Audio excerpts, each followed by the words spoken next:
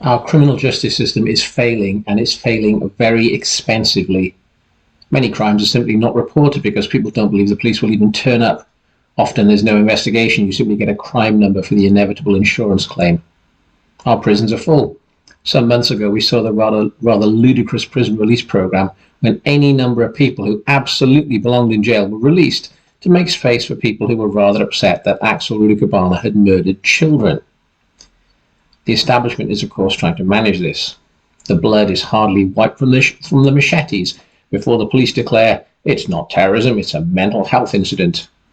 We seem to be importing a great many immigrants with mental health problems. Perhaps we could consider some kind of screening, to stop people being butchered in the streets. We've seen Den Chol Majek murdering Rhiannon White and casually stopping to buy himself an energy drink after the murder and then dancing. He's away for a minimum of 29 years, but no motive was ever determined. Nasseen Saadi, an asylum seeker, murdered Amy Gray on Bournemouth Beach. He was jailed for 39 years. Again, there was no clear motive other than some vague grudge against women. Lawangeen Abdul Rami Zai, an Afghan asylum seeker, was convicted of murdering Tom Roberts, again in Bournemouth. Tom was 21, and this murder was over an argument about an e-scooter. He got 29 years. And who can forget Valdo Calcane from Guinea? He murdered Barney Webber, Grace O'Malley Kumar, and Ian Coates. Apparently we were too squeamish to detain him because we were worried about being called racists. It was for the same reason Salman Abedi was able to take a rucksack stuffed with explosives into the Manchester Arena and kill 22 people with over 1,000 injured. Sure, some of our children were blown to pieces, but at least no one was racist towards dear little Salman.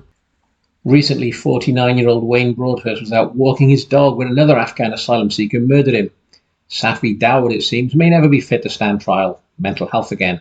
So presumably we've got to keep him locked up for the rest of his life in secure accommodation.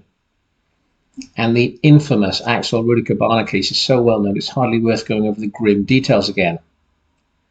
I'm not going to cover any of the Afghan, YouTube doesn't like certain words, so let's say assaults of an amorous nature against children, because they seem like daily occurrences.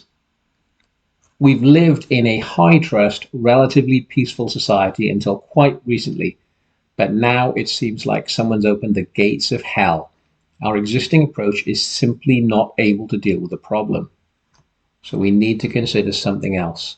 We don't have enough prison capacity, and it hardly seems a deterrent to these people anyway.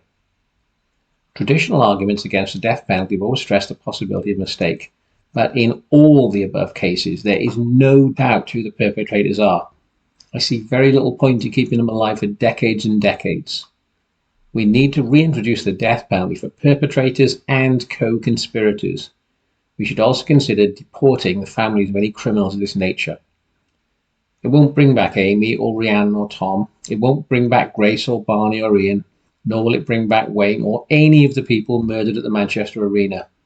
It won't restore little BB or Elsie or Alice, or all of the children subject to unwanted adult attention.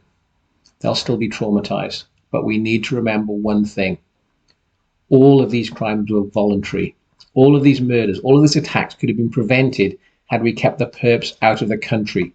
Since we seem hell-bent on importing hell's demons, we should at least have very strong punishments available. This won't bring anyone back, but it is just punishment, and it might at least give some of the other animals pause for thought.